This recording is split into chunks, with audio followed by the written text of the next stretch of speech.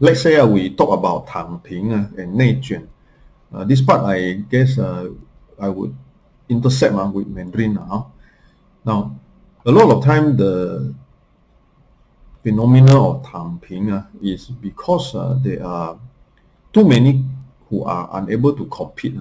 When they are unable to compete, they prefer to sit back, 家里蹲, no need to do any much work. I just do a fair bit and I have enough for survival. That's all. I don't expect to get married, or I do not expect myself to buy a car or own a unit of apartment, or I do not want to get too much of pressure or stress by looking for a better job. So they will just probably do some Grab driving, and when they are free, they'll relax at home, make minimal entertainment, probably do very much less expensive items, fashionable items. After all, they said they are not going to win the competition. If they go out and do more, like for example, drive Grab or drive all these delivery, then the delivery company would have a lot who can do the job, and therefore delivery company would not pay them a good salary. So at the end, it's competing for a very little profit to enable them. They can't even save enough. In fact, if they go on doing like that, they will only be more tired and become ill and unhealthy. So these are the concept of 躺平, and it's because of 内卷. 内卷 is involution, competition that eventually eat into on interest. I explained just now, everyone become a graduate. Then at the end, you don't need to pay very much for an engineer. So that is the 内卷, the inner competition among the profession.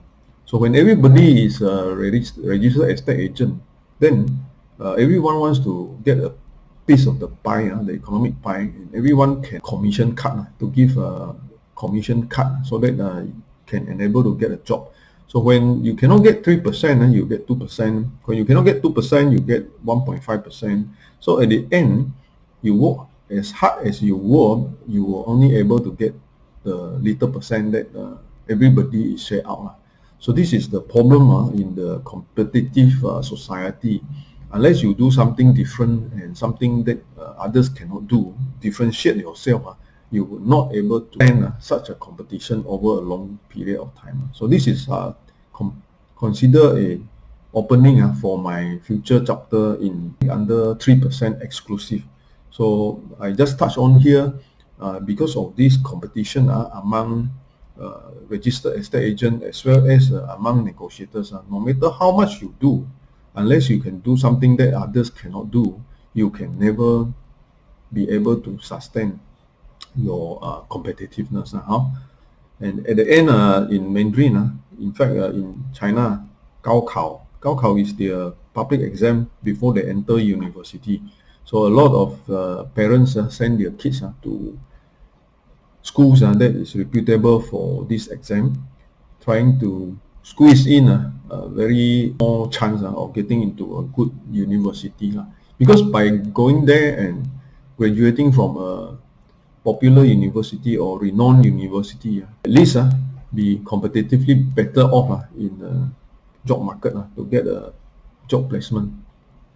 And at the end, everybody become 房奴. This is a slave to the house, slave of the property price. So because of the high property price, everyone is servicing the mortgage. So you can see people taking whole life saving, putting in a little apartment in city of China, and end up doing slaving for themselves for life just to pay off the mortgage. So you can never win the battle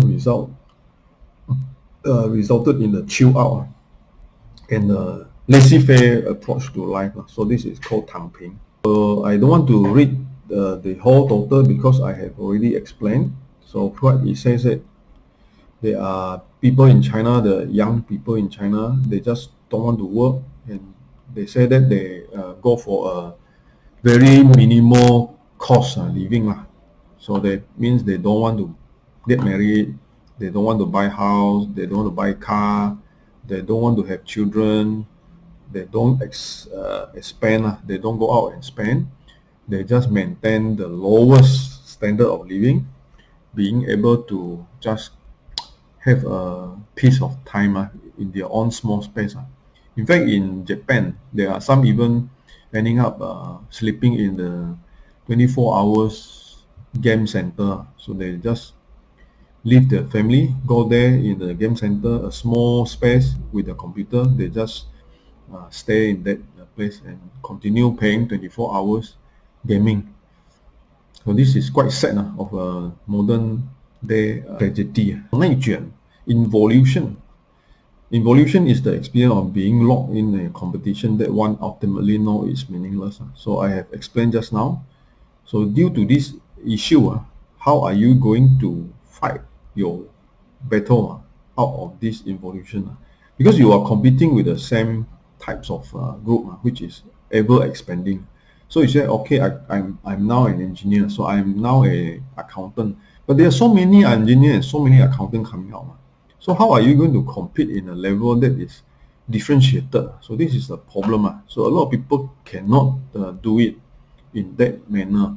When they cannot do it in that manner, they would choose to continue staying in that situation and slave themselves. So this is the problem. Consequences of involution, people get burnt out and even suicide. And young graduate getting a low salary at 2,500 ringgit. You can't even afford a small studio apartment in Shenzhen. In China and Shenzhen, one studio apartment can cost up to our money 2,000 to 3,000 ringgit.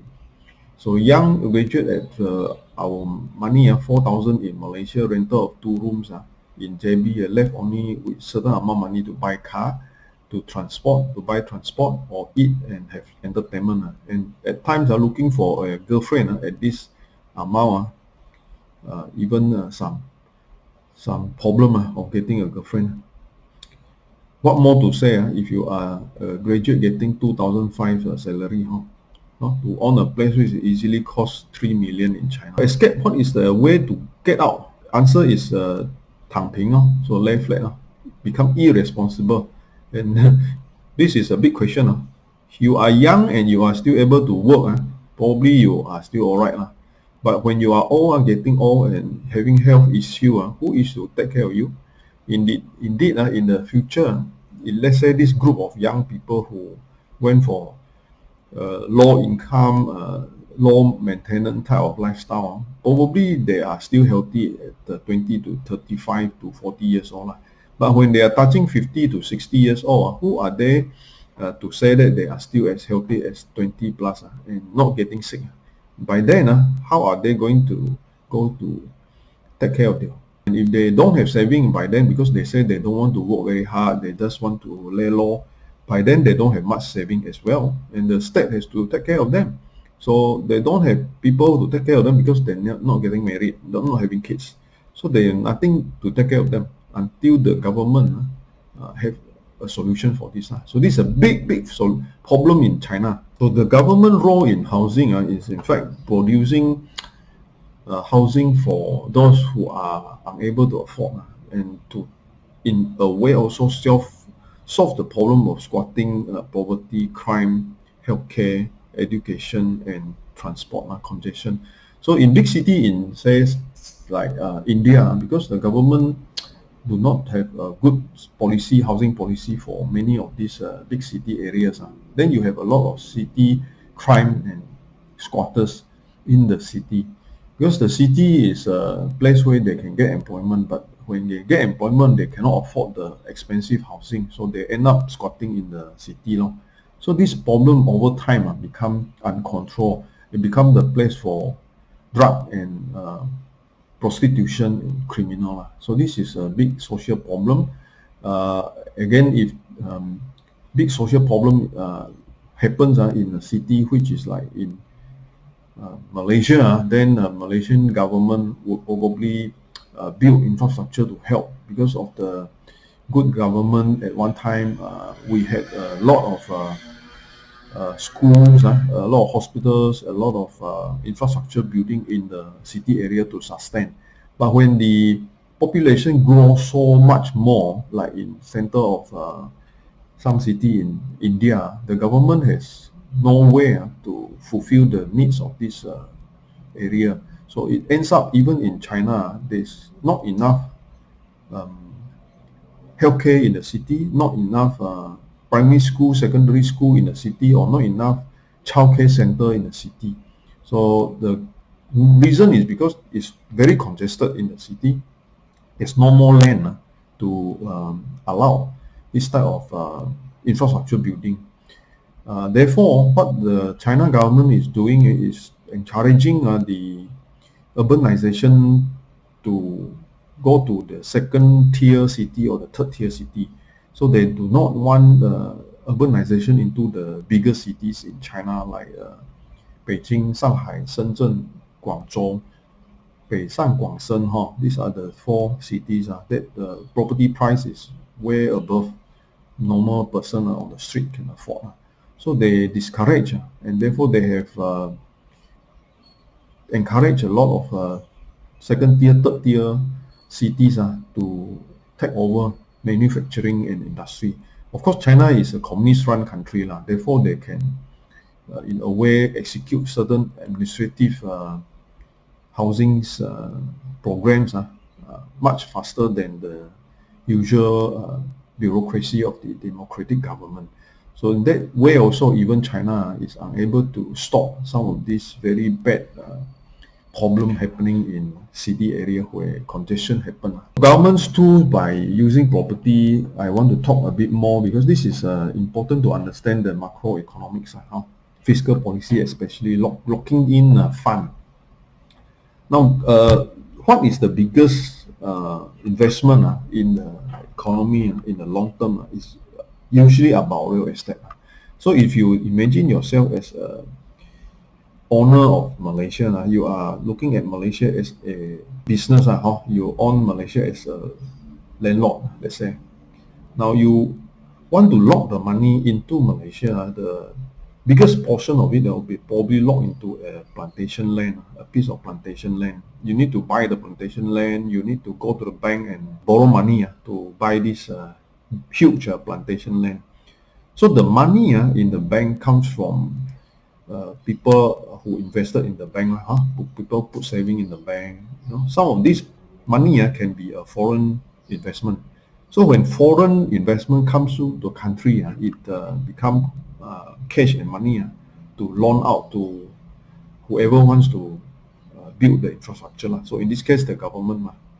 So when the government take the money from the foreign investment, put into land, this is locked in to repayment of easily 30, 40, 50 years. So this is the one single most method to lock in foreign investment in the country. So that's why government encourage foreign direct investment into infrastructure, building, as well as into the high-tech area. That means high-tech as in factory high-tech and as in economically high-tech area for the tech transfer. So locking the fund inside the system is what government wants to achieve eventually a control of the money in the country.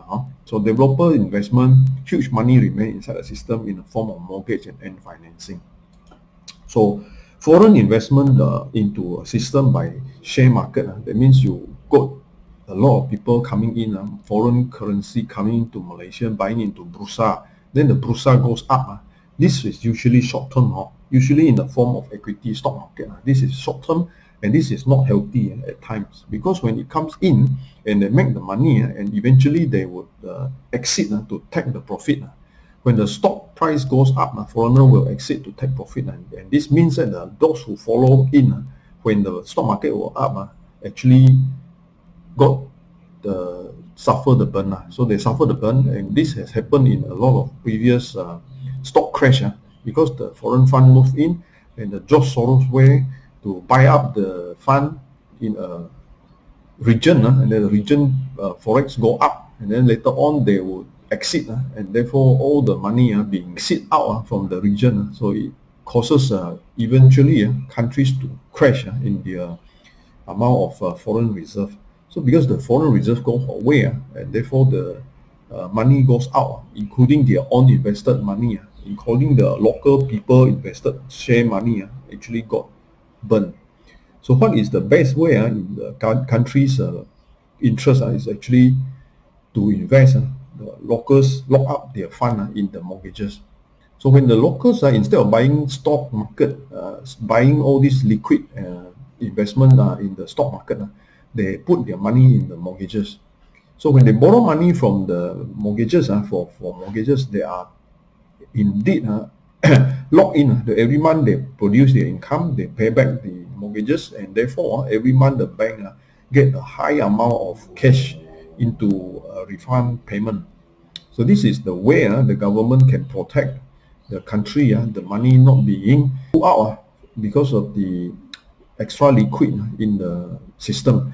So what happened is the government, when they have enough liquid in the system, they will encourage the building of infrastructure and building of the real estate, and making the people make payment or taking loan, getting mortgages, so that they will lock the money into the system for the country.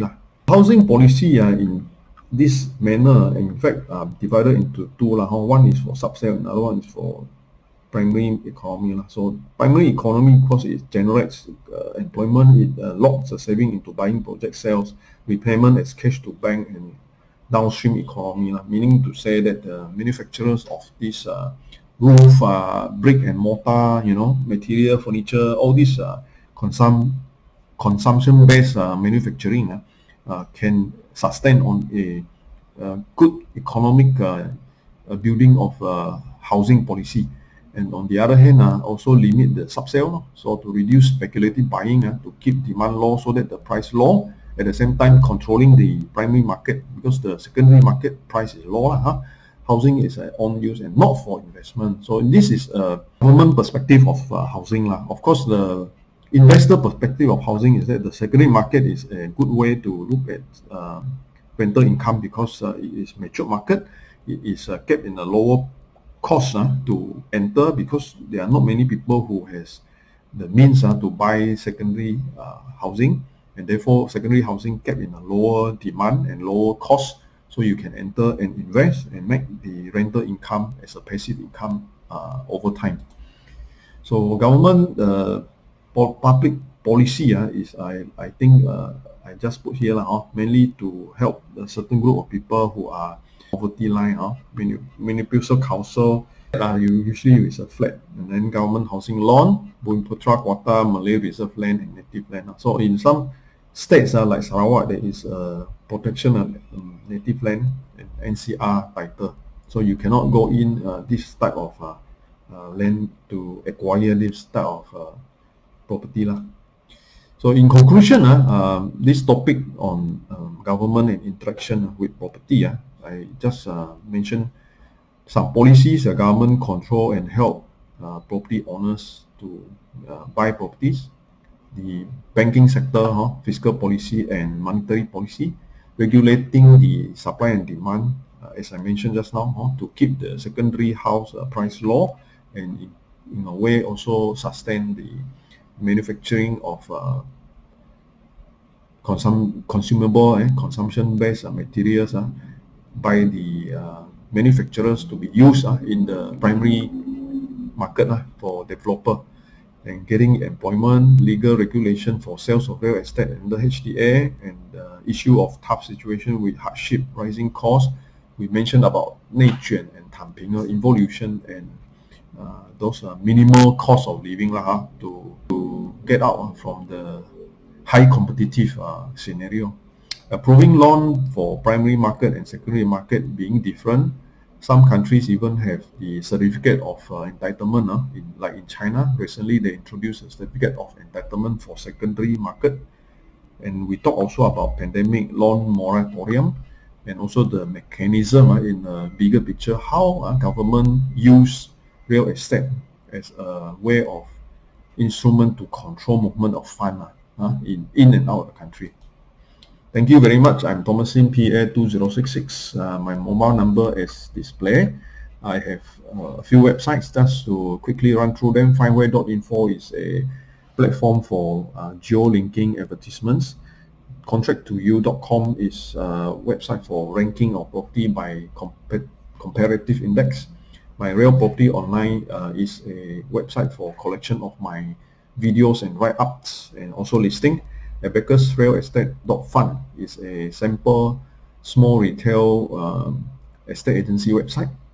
Estateagentexam.com is a self-study platform for the diploma in estate agency examination, qualifying examination by the Board of Valuer Appraisals, Estate Agents and Property Managers Malaysia.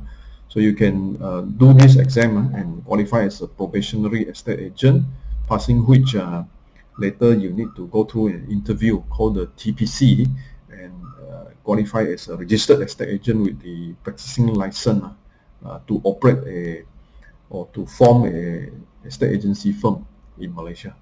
Thank you so much. My next topic will be quite an area for those who are into investment as foreigners. So next topic will be the foreigners.